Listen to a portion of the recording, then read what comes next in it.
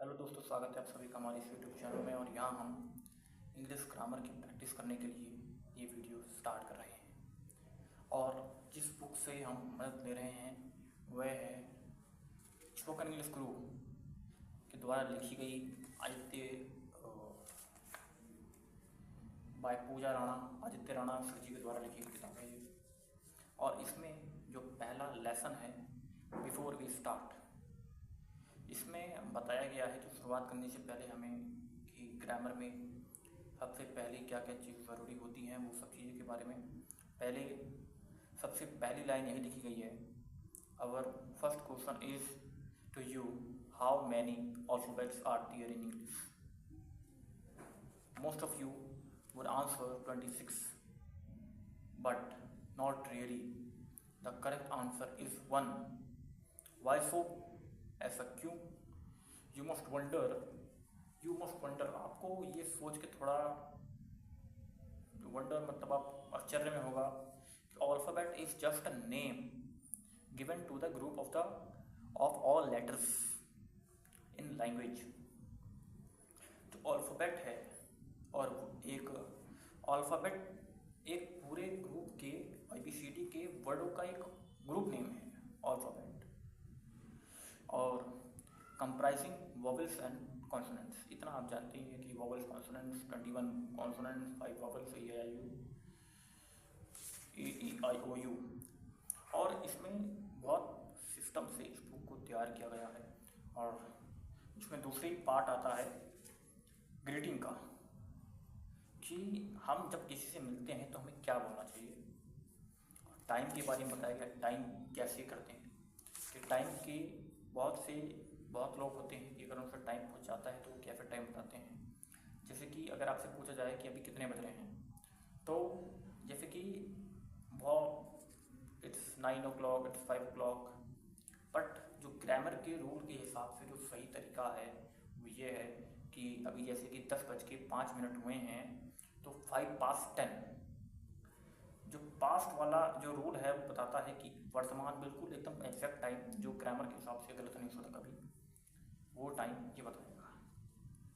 और अब इसमें दूसरा पार्ट आता है शिष्टाचार, मैनर्स के लिए। ये बच्चों वाली की तरह लग रहा होगा, पर अभी ये अच्छी बात है कि धीरे धीरे हम इसको शुरुआत करेंगे। दूसरी चीज़ है इसके अंदर शिष्टाचार, मैनर्स।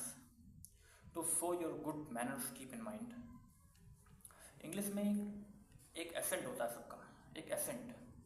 और मेन चीज़ वर्ड से नहीं एसेंट से आती है कि आप कितने फ्लुएंट हो, कितने आप लैंग्वेज अच्छे से आप एसेंट से यूज़ करके आप बोल पा रहे हो। If you are asking someone for something, use please, kindly और शॉर्ट ऑफ वर्ड्स। प्लीज और काइंडली कि जैसे शॉर्ट ऑफ वर्ड्स का यूज़ करना है। आपको कुछ दिया गया है, आपको किसी बात का मैथ दिया गया है तो थैंक यू, ये तो सबको मालूम है, कहना मत भूलिए। और receiving something from someone else, don't forget to say thank you. अगर कोई आपका धन्यवाद करे तो welcome you mention not my pleasure या इट्स ओके आदि शब्दों का प्रयोग करें।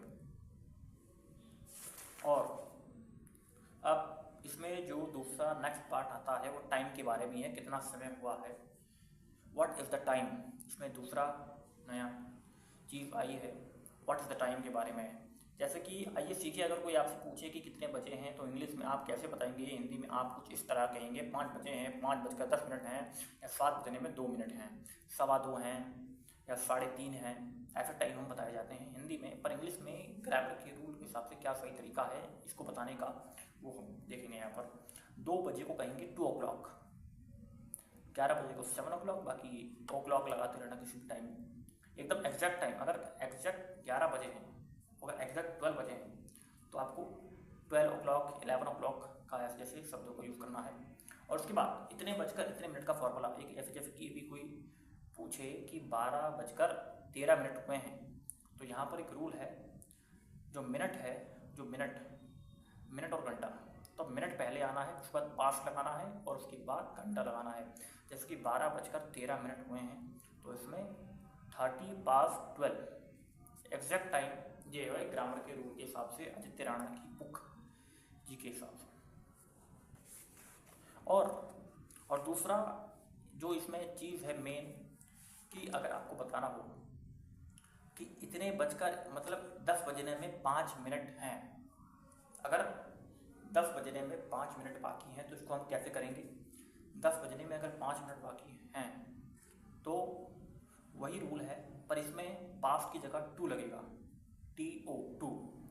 इसमें भी मिनट पहले आएगा और घंटा बाद में आएगा। जैसे कि 10 बजने में 5 मिनट हैं तो 5 मिनट हैं तो मिनट पहले आएगा। 5 to 10 मतलब 5 मिनट हैं 10 बजने में। बस इतना आपको ध्यान रखना है कि क्या डिफरेंस है और कैसे यूज़ करना है। अगर एक बार कोई चीज़ समझ लेंगे तो आप उसे कभी नहीं बोल सकते, सबकॉन्शियस माइंड में वो चीज़ बैठ जाएगी। और इसमें 15 मिनट को क्वार्टर कहा जाता है। 15 मिनट यानी क्वार्टर, यानी 50 मिनट्स क्वार्टर, 30 मिनट को हाफ कहते हैं, और 60 मिनट्स तो 1 घंटा होता ही है, 1 आवर। जैसे कि अगर शॉर्टकट, जैसे कि अगर आपको कहना है कि 8 बज के 15 मिनट हुए हैं, 8 बजकर 15 मिनट हुए हैं, तो आप 50 पास 8 भी कह सकते हैं, पर जो अलग तरीका होगा, डिफरेंट तरीका होगा, वो 50 क्वार्टर नहीं, क्वार्टर पास 8। 15 को आप हटा के क्वार्टर भी कह सकते हैं, क्वार्टर पास 8, ये भी सही तरीका है। हमेशा आप कोई भी चीज़ सीखने के लिए उसे नए नए तरीके से आप करते रहेंगे तो आप वो चीज़ हमेशा ऑटोमेटिक सीखते रहेंगे। जैसे कि 50 पास 8, ये तो रूल हो गया, सही रूल, पर यहाँ पर हम उसको थोड़ा और बेहतर करने के लिए हम 15 मिनट को हम क्वार्टर भी कह सकते हैं, क्वार्टर पास्ट 8। और बाकी इतना हमारा ये ठीक हुआ, इतना हमने टाइम के बारे में जान लिया कि टाइम ग्रामर में क्या लिखा है, कैसा होता है। और कुछ वर्ड्स हैं जो कि बहुत ट्रिकी होते हैं, कंफ्यूजन वाले होते हैं, जैसे कि बहुत सारे वर्ड, जैसे कि 12th वाले वर्ड, जैसे कि 1 2, जैसे कि first, second, third, fourth, fifth, sixth में 7th, 8th, 9th, 10th, ये तो सबको आता है। पर जो मेन डिफरेंस है 12th जो 12th की जो स्पेलिंग है, इसमें बस थोड़ी गलती हो सकती है, बाकी और किसी में नहीं। जैसे कि टी, इसकी स्पेलिंग है TWELFTH,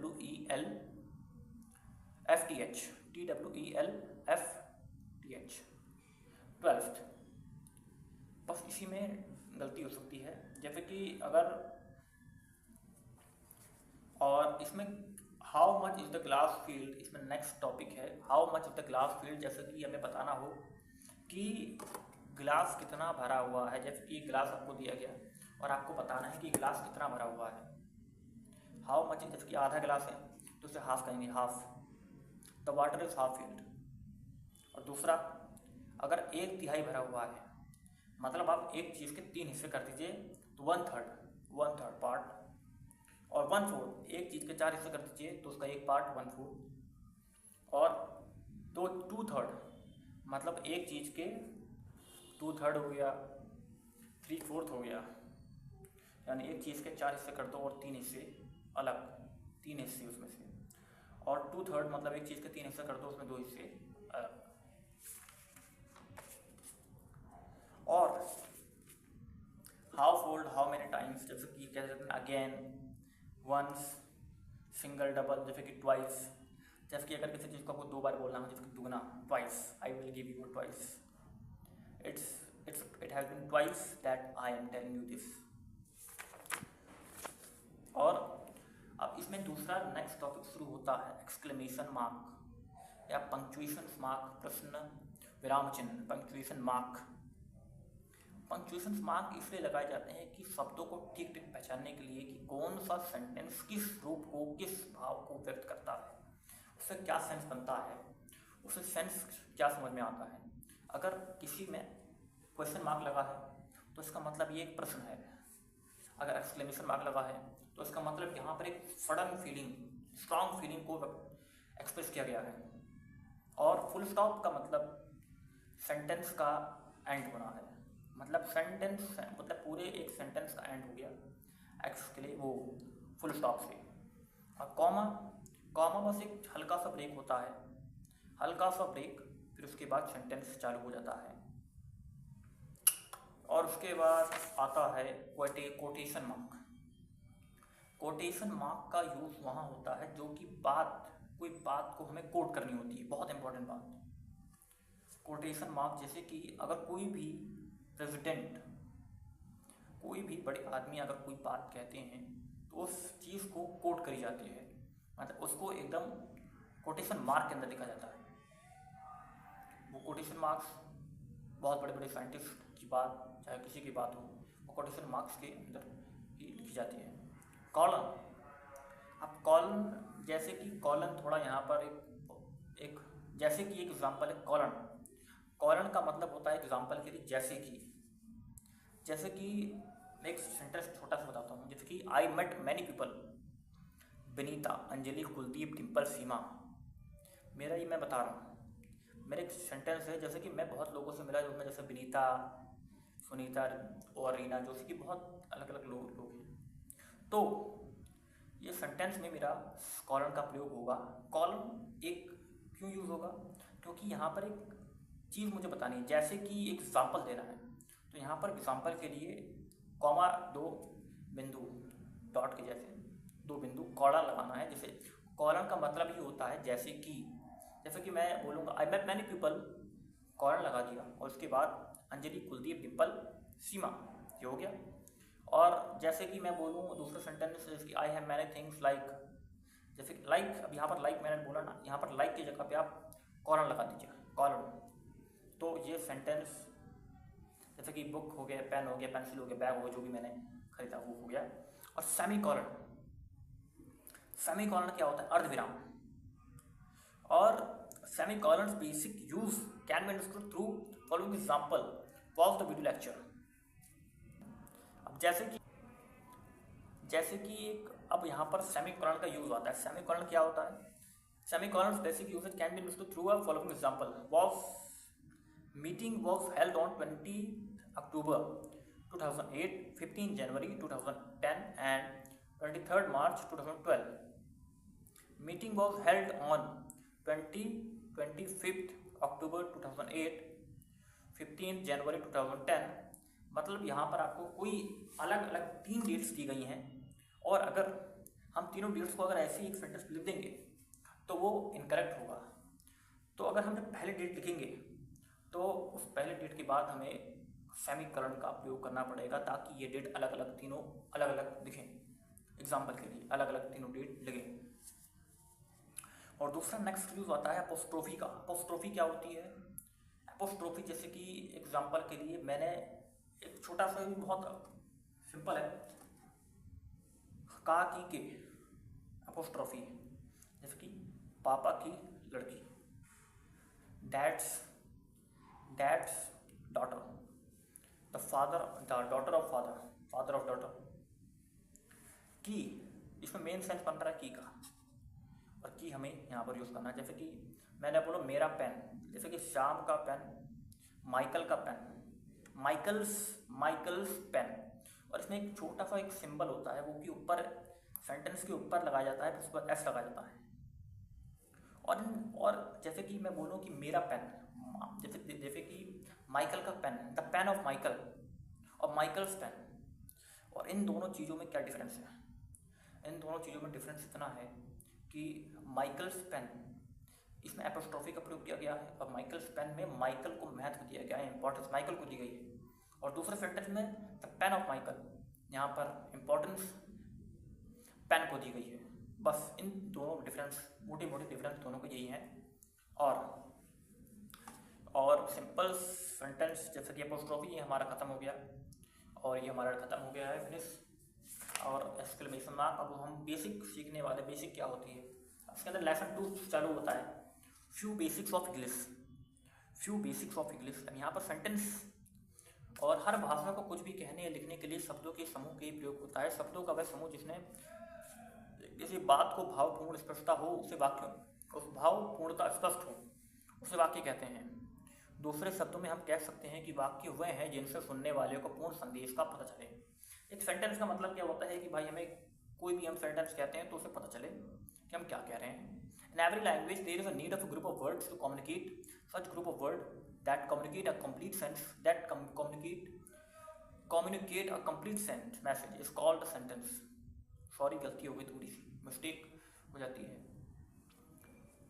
अब जैसे कि सेंटेंस का मतलब ये नहीं होता कि भले ही सेंटेंस बड़ा ही हो, सेंटेंस का सिर्फ इतना ही मतलब है कि वो एक मैसेज को दे सके, भले ही वो एक अक्षर का सेंटेंस क्यों ना हो। जैसे कि एक आदमी कहता है, किसी पूछता है, will you go to office, क्या आप ऑफिस जाओगे? अगर दूसरा जवाब देगा नहीं, तो जो नहीं है वो एक कंप्लीट सेंटेंस है, क्योंकि वहाँ पर पूरे एक मैसेज का पता चल रहा है कि उसने क्या किया है। सेंटेंस तो सेंटेंस का बड़ा छोटा होना कोई मायने रखता, मायने रखता है सिर्फ एक मैसेज, कि उस सेंटेंस भले ही छोटा हो, एक अक्षर का क्यों ना हो, पर उसमें मैसेज अगर कंप्लीट है तो वो सेंटेंस पूरा है। ये सेंटेंस का बहुत अच्छा रूल है। और क्लासिफिकेशन, सेंटेंस को 4 पार्ट में डिवाइड किया गया है। एक असर्टिव और डिक्लेरेटिव सेंटेंस, जैसे कि डिक्लेरेटिव सेंटेंस और असर्टिव सेंटेंस, जैसे कि सिंपल वर्ड्स, जैसे कि कोई भी चीज़, कोई भी हम चीज़ कहते हैं, जैसे कि मैं सोता हूँ, मैं खाता हूँ, कोई भी आदत अपनी बताते हैं, तो असर्टिव सेंटेंस में कहते हैं। जैसे कि ये हुआ, कोई भी जैसे कि कथन, हम किसी की बारे में बात करते हैं तो वो डिक्लेरेटिव सेंटेंस में होता है, असर्टिव सेंटेंस में होता है। जैसे कि मैं बताता हूँ कि मैं सो रहा हूँ, मैं खा रहा हूँ, मैंने उस दिन ये किया, मैंने वो उस दिन मैं वो करने वाला था। ये सब चीज़ें असर्टिव और डिक्लेरेटिव सेंटेंस में आती हैं। और दूसरा आता है इंटरोगेटिव सेंटेंस। इंटरोगेटिव सेंटेंस का मतलब होता है क्वेश्चन मार्क, वो जिसमें क्वेश्चन पूछ जाते हैं। जैसे कि ये sentence is Aman not here. अब यहाँ पर पूछा गया है, is Aman not at home, क्या अमन घर पर नहीं है? Do you play? अब यहाँ पर प्रश्न पूछ जा रहे हैं। अगर यहाँ पर प्रश्न पूछे जा रहे हैं तो इसका मतलब है कि यहाँ पर कहने का मतलब है कि ये इंटरोगेटिव सेंटेंस है। इम्पेरेटिव सेंटेंस, इम्पेरेटिव सेंटेंस का मतलब होता है a sentence which are used to permit command और रिक्वेस्ट और नॉन एज इम्पेरेटिव सेंटेंस। देखिए, बेसिकली किताब लेकर पढ़ाना नहीं चाहिए, पर एक छोटी सी गाइड मिल जाती है, बाकी तो समझना ये मेन चीज़।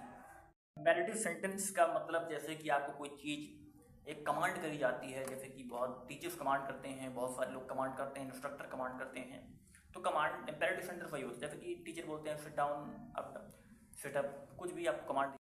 और दूसरा आता है एक्सक्लेमेटरी सेंटेंस। एक्सक्लेमेटरी सेंटेंस जैसे कि ये कोई चीज़ एक सडन फीलिंग होती है, जैसे कि आपको बहुत, आप रिजल्ट चेक कर रहे हैं और आप एकदम से, अगर आपका रिजल्ट अच्छा है तो वो जो रिएक्शन होगा, एक्सक्लेमेटरी सेंटेंस, और यहाँ पर ये एक्सक्लेमेटरी सेंटेंस बनाया गया है।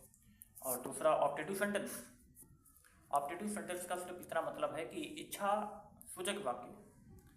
ऑप्टेटिव सेंटेंस के अंदर सिर्फ एक इच्छा की जाती है कि may you succeed, would that I would have a car, would that I were a girl, would that, काश, would that I were a girl, काश मैं एक लड़की होता, काश मेरे पास ये होता, would that I would have a car. और यहाँ पर क्लासिफिकेशन खत्म हुआ। और कोई भी सेंटेंस में 3 पार्ट मेन होते हैं। वो 3 पार्ट होता है सब्जेक्ट, वर्ब और ऑब्जेक्ट। सब्जेक्ट जिसके बारे में बात की जा रही हो, वर्ब मतलब कोई क्रिया, और ऑब्जेक्ट मतलब कि क्या ऑब्जेक्ट उसमें यूज किया गया है, ऑब्जेक्ट कि उसको क्या सब्जेक्ट के द्वारा करा जा रहा है। अब मेन वर्ब्स भी 2 तरह की होती हैं। जैसे कि मेन वर्ब जैसे कि क्राइम, रोना, कोई भी काम करना, वो मेन वर्ब के अंदर आती है।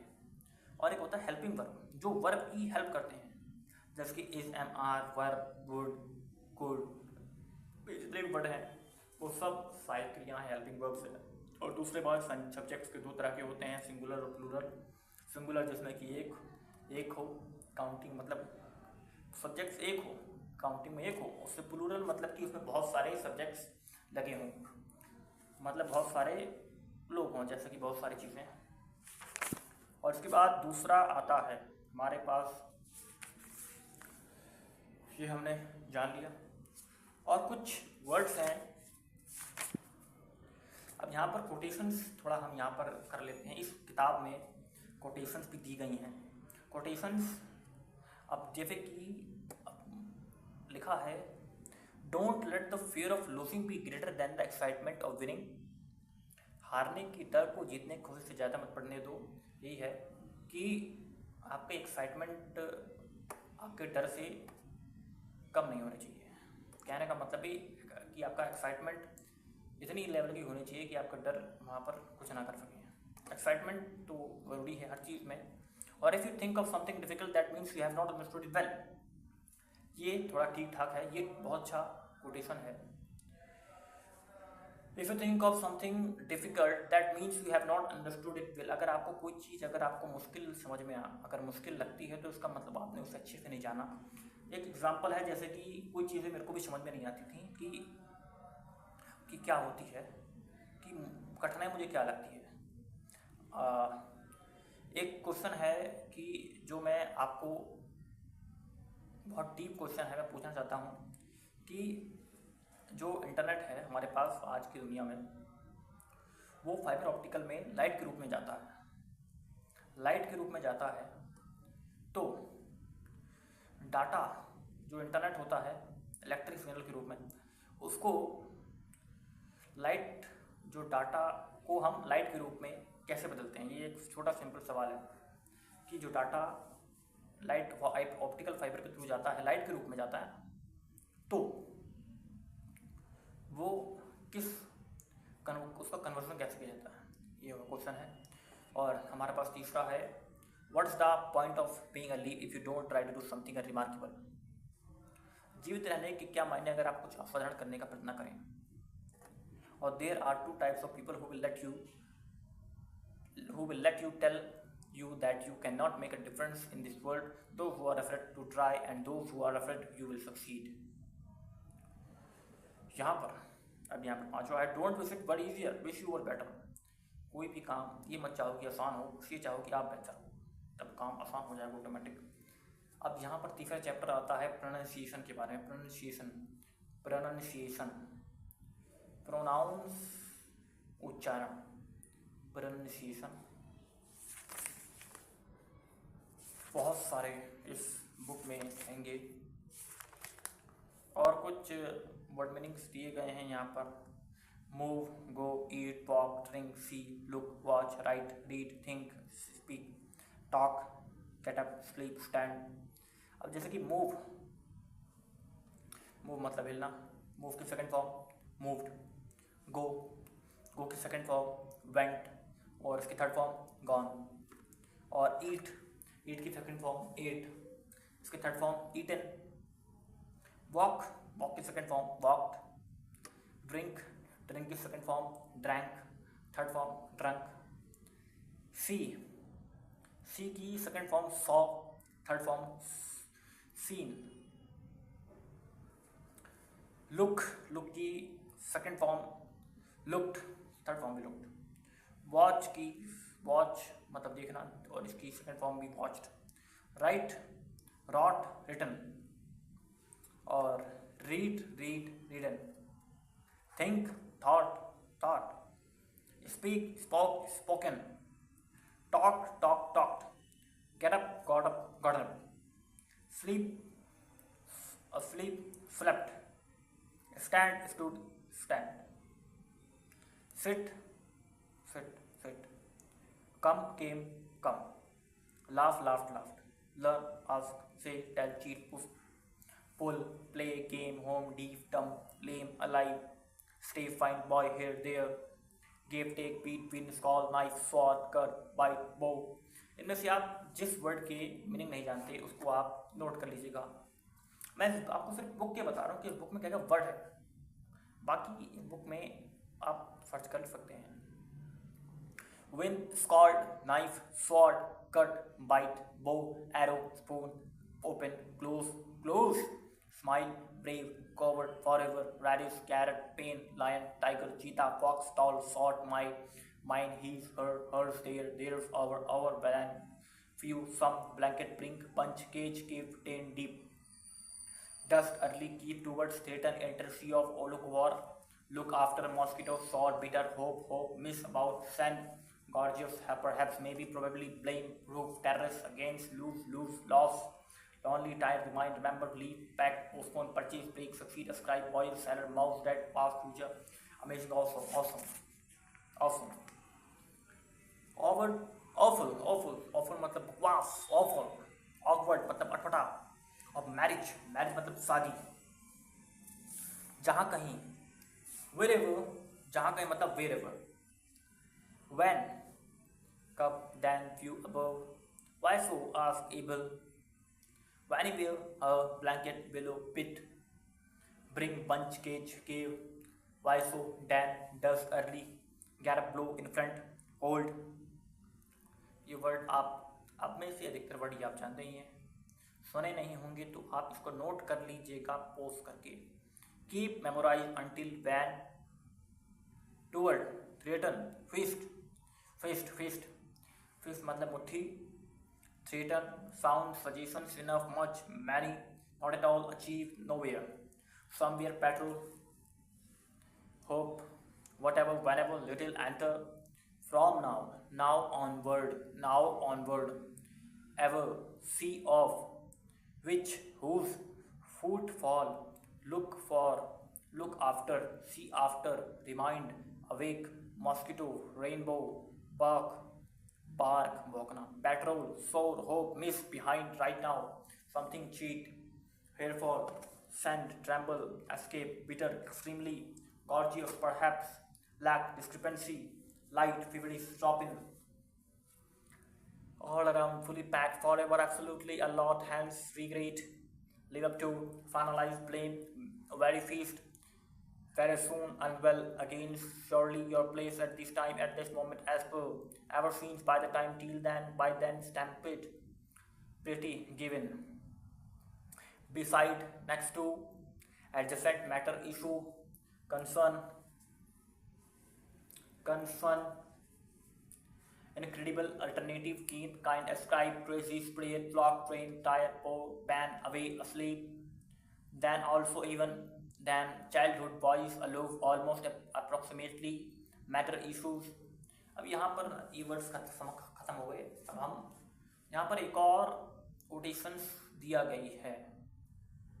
जब इस किताब को मैंने पहली बार खरीदा था तो मेरे अंदर बहुत एक्साइटमेंट थी इसको पढ़ने की, और वाकई में मैंने जितनी भी चीज़ें सीखी हैं बहुत एक्साइटमेंट होकर सीखी हैं इन सब चीज़ों में से। Definiteness of purpose is the starting point of all achievement. उद्देश्य का प्रबल होना, अगर आपका गोल क्लियर है तो आपको मतलब आपको मिल जाएगा गोल। अगर आपको क्लियरिटी अगर 100% है तो। Fortune favours the brave, Fortune favour the brave, भाग्य ही उनका साथ देता है जो खुद का साथ देते हैं, जो बहादुर होते हैं, कामचोर नहीं होते, वो अपना साथ देते हैं। In most of the cases, you will have to fight a battle more than once to twice, once to win it. आपको एक लड़ाई जीतने के लिए आपको कई बार से लड़ना पड़ेगा।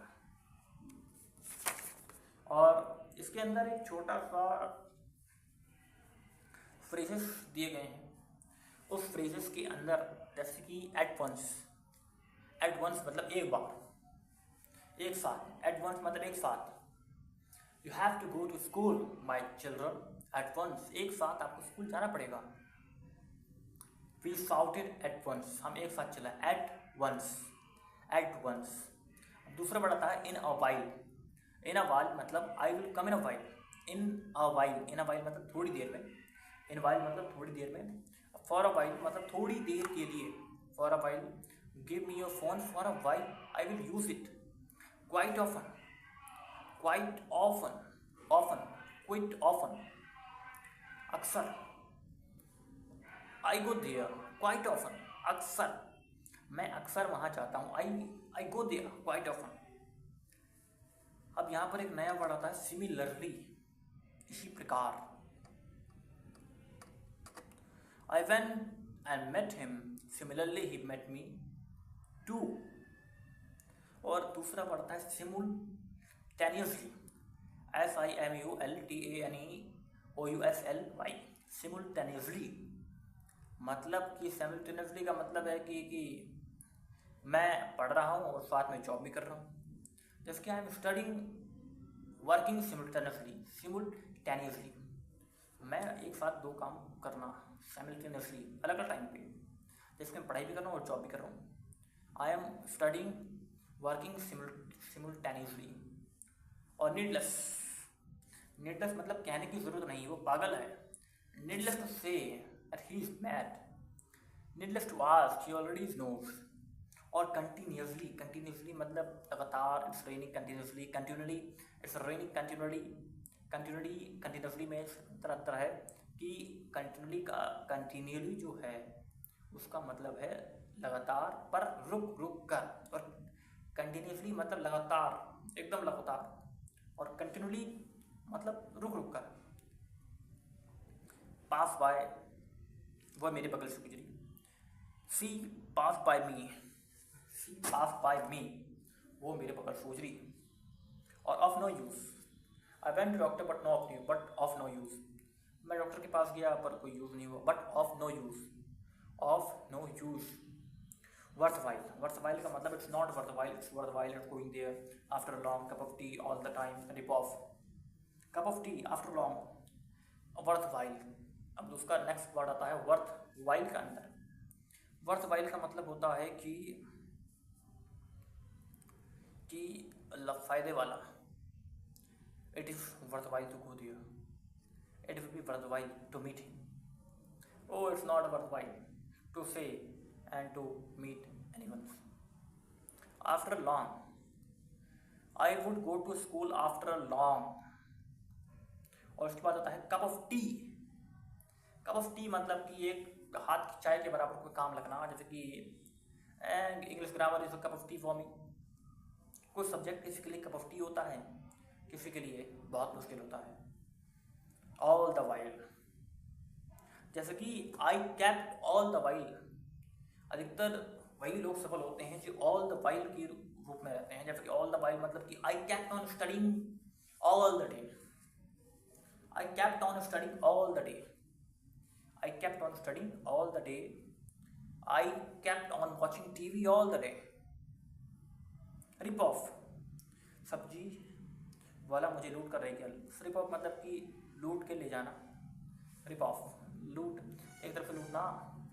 The vegetable seller was ripping me off, vegetable seller rip me off, उसने वेजिटेबल वाले ने, वेजिटेबल सेलर्स ने मुझे लूट लिया। और यहाँ पर दूसरा है सर्क, SHIRK, सर्क, सर्क मतलब रिस्पॉन्सिबिलिटी, जिम्मेदारी। I never shirk of my responsibilities. At large, at large मतलब कि अपराधी पकड़ से बाहर है, अपराधी पकड़ से बाहर है। जैसे criminal is at large, criminal is impossible to caught. Impose, don't impose me anything, I am not at worth of it. Off hand, I went for interview off hand, off hand मतलब कि बिना किसी तैयारी के जाना, off hand. अधिकतर competitive exams में बहुत सारे बच्चे ऐसे होते हैं जो ऑफ हैंड चले जाते हैं सिर्फ पेपर पढ़ने के लिए। और ये तो बात ठीक है कि बिना तैयारी के कुछ काम नहीं होता, ऑफ हैंड किसी भी काम में नहीं जाना चाहिए। ऑफ हैंड जैसे कि तैयारी, मैं जब ये वीडियो बना रहा हूँ तो मैंने इसको, एक किताब को मैंने एक दो बार पढ़ रखा है, तो मैं थोड़ा तैयार हूँ, प्रिपेयर्ड हूँ हल्का सा इस किताब को समझने के लिए। Of hand, anyone should not go to the interview and any other competitive exam off hand. Sigh of relief, उसके बाद आता है sigh of relief। sigh of relief का मतलब होता है कि चैन की सांस लेना। now you can sigh of relief, sigh of relief मतलब कि now you can sigh of relief, now exam is over। overcast, जिसकी overcast का सीधा सा मतलब है कि शाम की जो आसमान है वो बादलों से घिरा हुआ है, overcast है। The sky is overcast, the sky is overcast। जैसे कि fond of, मुझे पढ़ने का शौक है। I am fond of learning, I am fond of doing anything, I am fond of teaching, मेरे को शौक है। और हमेशा जितने भी बच्चे हैं, जितने भी कामयाब लोग हैं, वो अपने शौक के अनुसार ही काम करते हैं। शौक को, दूसरा वर्ड पैसन तो अलग है, पर शौक एक अलग होता है। शौक मतलब कि एक एक्टिविटी जो कि आपको पसंद है करना। जैसे कि I am fond of cars, मुझे कार चलाना पसंद है, एक शौक है, सिर्फ एक शौक है, एक एक्टिविटी है जो पसंद है, फॉन्ड है, शौक। नोइंगली, नोइंगली मतलब कि जानबूझकर। जैसे कि I taught the book knowingly, knowingly, I tore the book knowingly. और उसके बाद आता है अननेसेसरली, बिना ज़रूरत के, unnecessarily. You are unnecessarily sitting here, you are unnecessarily sitting here, unnecessarily, कोई ज़रूरत नहीं तब भी बैठे हो फालतू में। और दूसरा आता है रिमाइंड, रिमाइंड मतलब याद करना। You remind me of Ram, आपने मुझे राम के बारे में याद दिलाया। रिमाइंड मतलब याद दिलाना। Can you remind me her name and she was sitting behind you. और नेग्लिजेंस, और नेग्लिजेंस का मतलब होता है लापरवाही। नेग्लिजेंस लापरवाही, कि you will be punish for negligence, आपको पनिश किया जाएगा आपकी इस लापरवाही के लिए। ऑल टुगेदर, ऑल टुगेदर मतलब कि पूरी तरह से। We were not ready all together, जैसे कि we were different all together. Put out, put out मतलब बुझाना, जैसे कि please put out the candle, please put out this subject, मतलब put out, I want to put out the thirst. एक put out मतलब बुझाना, कोई भी चीज़ को आप कैंडल बुझा दो, please put out the candle, please put out the light, put out the, जो भी आपको बुझाना है बुझा दीजिए। और put out, get in, get on, get in और get on. Get in, get in का मतलब होता है किसी चीज़ में चलना। I get in the bus, I get in the aeroplane, I get in the bus. और गेट ऑफ, मैं बस से उतरा, आई get off the bus, I get off the aeroplane. और स्टैंड बाय, स्टैंड बाय मतलब कि हमें साथ खड़े रहना, साथ खड़े रहना, स्टैंड बाय। जो आपको नीचे लिखी, जितने मैं ये वर्ड्स बता रहा हूँ सब आपको लिखे हुए नीचे मिल जाएंगे। स्टैंड बाय, स्टैंड बाय मतलब कि आप हमेशा साथ खड़े रहना। और ब्रिंग अप, ब्रिंग अप मतलब bring up, brought up, who brought up, who brought you up, आपको किसने पाला। ब्रिंग अप, ब्रिंग अप मतलब पालना। No one he, you will not be brings, you will not be bring up by someone। और bring up मतलब पालना। Materialise मतलब सपनों को सच करना, साकार करना, मटीरियलाइज। बहुत से ऐसे लोग हैं जिन्होंने अपने सपने को सच किया है, मटीरियलाइज किया है। बहुत ऐसे हाई क्वालिटी के लोग भी इस दुनिया में हैं, बहुत सारे। मटीरियलाइज ने सोचा और सच कर दिया। He thought and materialized everything. I will materialize the dreams, I will materialize the dream। overconfident। Pass away, he father passed away last year. Passed away मतलब कि RIP, rest in peace. Pass away मतलब कि गुजर जाना। और chill out, आजकल मैं कोई टेंशन नहीं ले रहा हूँ, I M chilling out now these days. Chilling out, chill out करो यार, टेंशन लेने से कुछ नहीं होगा, सोचने से होगा कि क्या एक्टिविटी आपको नेक्स्ट करनी है। Ascribe, I ascribe my success to my father's and parents and teachers. Go on, what is going on these days? Go on, go on, go on मतलब क्या चल रहा है। What is going on now these days? What is going on now these days? What is oof, oof मतलब कि बहना किसी चीज़ का, घाव से खून निकल रहा है, मतलब a blood is oozing from the wound। The lisp, lisp मतलब तुतलाना। Small kid lips, lisp, small kid Lisp. और नेक्स्ट वर्ड है स्टैमर। स्टैमर मतलब ही वॉज स्टैमरिंग, वो हकला रहा था। ही वॉज स्टैमरिंग, वो हकला रहा था, stammering. Whisper, what are you whispering in my ear. Whisper मतलब फुसफुसाना। टॉटरिंग मतलब टटोलना, टॉटरिंग, टॉटरिंग मतलब टटोलना। India is tottering against Pakistan. Tottering मतलब लड़खड़ाना, सॉरी मेरे यहाँ पर गलती हो गई। टॉटरिंग मतलब लड़खड़ाना। टॉटरिंग, तब India is tottering against Pakistan. और फंबल, फंबल मतलब टटोलना। What are you fumbling in the almirah, आप अलमीरा में क्या टटोल रहे हो। पील ऑफ, छीलना। I am piling of the potatoes, मैं आलू छील रहा हूँ। और लाइक एनीथिंग, वो पूरी तरह मेहनत कर रहा है। He is working hard like anything, वो पूरी तरह मेहनत कर रहा है। लाइक एनीथिंग, बहुत ज़बरदस्त तरीके से लड़ा। ही फॉट लाइक एनीथिंग, वो जो भी, लाइक एनीथिंग मतलब जो भी वो कर सका वो करा। और एटलीस्ट, एटलीस्ट मतलब कम से कम, कम से कम एक बार आप हमारे घर पे आइए, कम एटलीस्ट। और एटसेट्रा, एटसेट्रा मतलब कि etc डॉट एक फाइन है, एटसेट्रा etc डॉट मतलब एग्जाम्पल के लिए जैसे कि मेरे पास कई चीज़ें हैं जैसे पेन, किताब इत्यादि, गाड़ी, I have anything such as pen, books etcetera. Next has the